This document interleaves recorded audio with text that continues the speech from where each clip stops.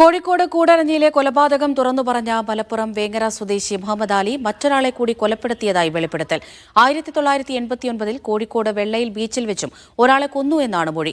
1986 നടത്തിയെന്ന് പറഞ്ഞ കൂടരഞ്ഞിയിലെ കൊലപാതകത്തിന്റെ അന്വേഷണത്തിനിടയിലാണ് ഈ വെളിപ്പെടുത്തൽ. രണ്ട് സംഭവത്തിലും കൊല്ലപ്പെട്ടത് ആരാണെന്ന് തിരിച്ചറിയാൻ പോലീസ് അന്വേഷണം ആരംഭിച്ചു.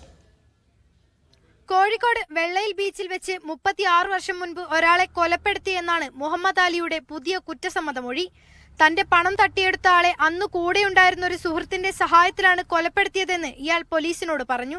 1989 സെപ്റ്റംബർ 24 വെള്ളയിൽ കടപ്പുറത്ത് ഒരാളുടെ മൃതദേഹം ലഭിച്ച കേസ് രജിസ്റ്റർ ചെയ്തതായി നടക്കാവ് പോലീസ് സ്ഥിരീകരിച്ചു.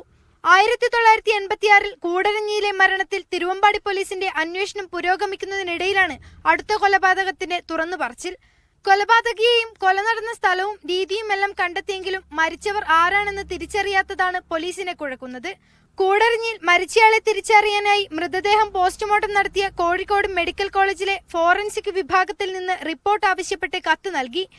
2 വെളിപ്പെടുത്തലിലും മരിച്ചവരെ തിരിച്ചറിഞ്ഞ ശേഷം തുടർ നടപടികളിലേക്ക് കടക്കാനാണ് പോലീസിന്റെ തീരുമാനം. മുഹമ്മദ് അലിക്ക് എന്തെങ്കിലും തരത്തിലുള്ള മാനസിക പ്രശ്നങ്ങൾ ഉണ്ടോ എന്നും പോലീസ് പരിശോധിക്കുന്നുണ്ട്. മീഡിയ 1 കോഴിക്കോട്.